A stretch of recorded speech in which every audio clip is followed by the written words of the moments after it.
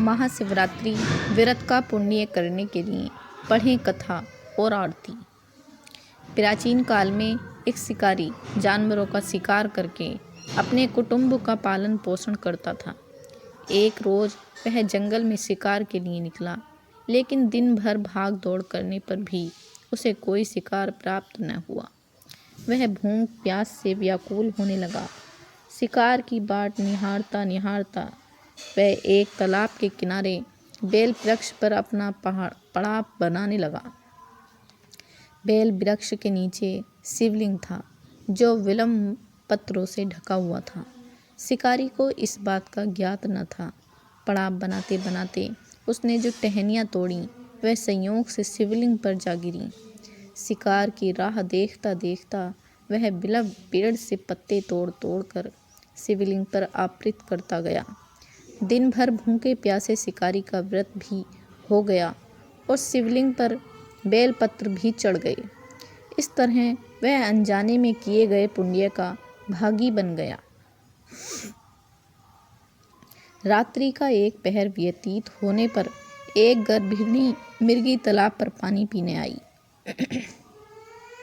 शिकारी ने धनुष पर तीर चढ़ाकर ज्यों ही प्रतिज्ञा शिकारी, मुझे मत मारो, मैं गर्भिणी हूँ, शीघ्र ही प्रसव करूँगी। तुम एक साथ दो जीवों की हत्या करोगे जो ठीक नहीं है। मैं अपने बच्चे को जन्म देकर शीघ्र ही तुम्हारे पास वापस आ जाऊँगी, तब तुम मुझे मार लेना। शिकारी को हिरणी सच्ची लगी। उसने तुरंत प्रतिज्ञा ढीली कर दी और मिर्गी झाड़ियों में लुप्त हो गई। कुछ समय उपरांत एक और मिर्गी उधर से निकली। शिकारी बहुत खुश हुआ कि अब तो शिकार मिल गया। समीप आने पर उसने धनुष पर बाण चढ़ाया। मिर्गी ने विनम्रतापूर्वक निवेदन किया, हे शिकारी, मैं थोड़ी देर पहले ही ऋतु से निवृत्त हुई हूँ, कामातुर विरहिणी हूँ, अपने पिर्रे की खोज में भटक रही हूँ। मैं अपने पति से मिलकर शीघ्र ही तुम्हारे पास आ जाऊंगी। शिकारी ने उसे भी जाने दिया। 2 बार अपने शिकार को उसने स्वयं खो दिया। उसका माथा ठनका, वह चिंता में पड़ गया। रात्रि का आखिरी पहर बीत रहा था। तभी एक अन्य मिर्गी अपने बच्चों के साथ उधर से निकली। शिकारी के लिए यह स्वर्णिम अवसर था। उसने धनुष पर तीर चढ़ाने में देर न लगाई। वह तीर छोड़ने ही वाला था कि मिर्गी बोली, हे शिकारी, मैं इन बच्चों को पिता के हवाले करके लौट आऊँगी। इस समय मुझे मत मारो। शिकारी हंसा और बोला, सामने आए शिकार को छोड़ दूं? मैं ऐसा मूर्ख नहीं। इससे पहले मैं 2 बार अपना शिकार खो चुका हूँ। मेरे बच्चे भूख प्यास से तड़प रहे हैं।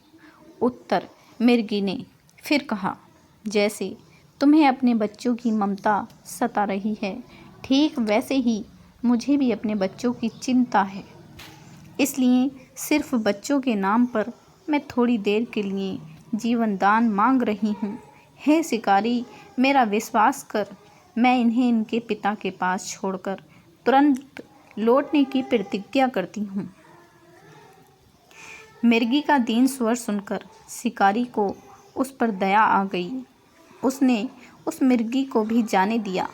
शिकार के अभाव में बेल वृक्ष पर बैठा शिकारी बेलपत्र तोड़ तोड़ कर नीचे फेंकता जा रहा था।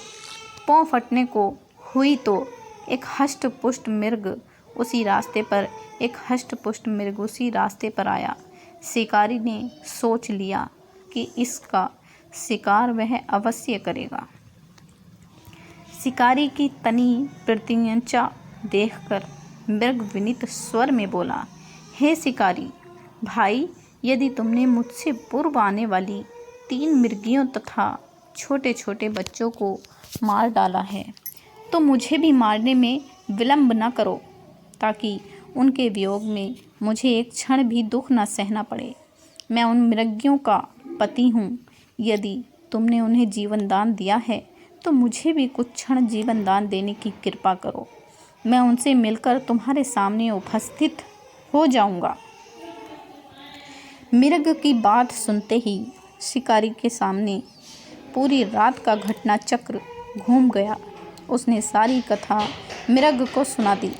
तब मृग ने कहा, मेरी तीनों पत्नियां जिस प्रकार प्रतिज्ञाबद्ध होकर गई हैं, मेरी मृत्यु से अपने धर्म का पालन नहीं कर पाएंगी।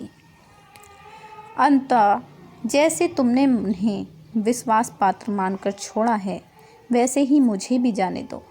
मैं उन सब के साथ तुम्हारे सामने शीघ्र ही उपस्थित होता हूँ।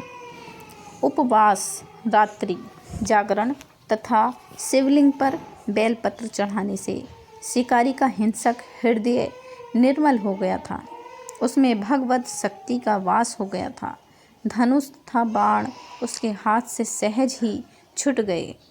भगवान शिव की अनुकंपा से उसका हिंसक हृदय करुणिक भावों से भर गया। वह अपने अतीत के कर्मों को याद करके पश्चाताप की ज्वाला में जलने लगा। थोड़ी ही देर बाद मृग सब परिवार शिकारी के समक्ष उपस्थित हो गया ताकि वह उनका शिकार कर सके, किंतु जंगली पशुओं की ऐसी सत्यता, सात्विकता एवं सामूहिक प्रेम भावना देखकर शिकारी को बड़ी गिलानी हुई। उसके नेत्रों से आंसुओं की झड़ी लग गई। उस मृग परिवार को न मारकर शिकारी ने अपने कठोर हृदय को जीव हिंसा से हटा सदा के लिए कोमल एवं दयालु बना लिया। देवलोक से समस्त देव समाज भी इस घटना को देख रहा था। घटना की परिणति होते ही देवी देवताओं ने पुष्प वर्षा की। तब शिकारी तथा मृग परिवार मोक्ष को प्राप्त हुए। जय शिव ओंकारा ऊं जय शिव ओंकारा ब्रह्मा विष्णु सदाशिव अधगहा अर्धधांगी धारा ऊं जय शिव एकानन चतुरानन पचानन राजे हसानन गरुणासनन वृषवाहन साजे ऊं जय शिव।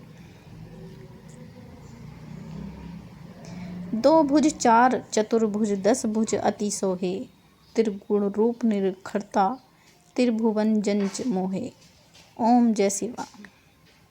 अक्षमाला बनमाला रुडमाला धारी चंदन मृग मद सोहे भाले शशिधारी ओं जय शिव।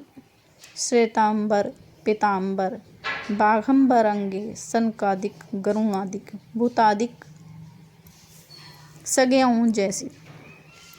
करके मध्य कमंडलू चक्र त्रिशूल धारता जागरता जग भरता जग संहारता ओं जय शिव। ब्रह्मा विष्णु सदाशिव जानत अविवेका प्रणवाक्षर मधे ये तीनों एका ओं जय शिव। काशी में विश्वनाथ विराजत नंदी बिरहाचारी नित उठी भोग लगावत महिमा अति भारी ओं जय शिव। त्रिगुण शिव जी की आरती जो कोई नर गावे कहत शिवानंद स्वामी मन वांछित फल पावे ओं जय शिव।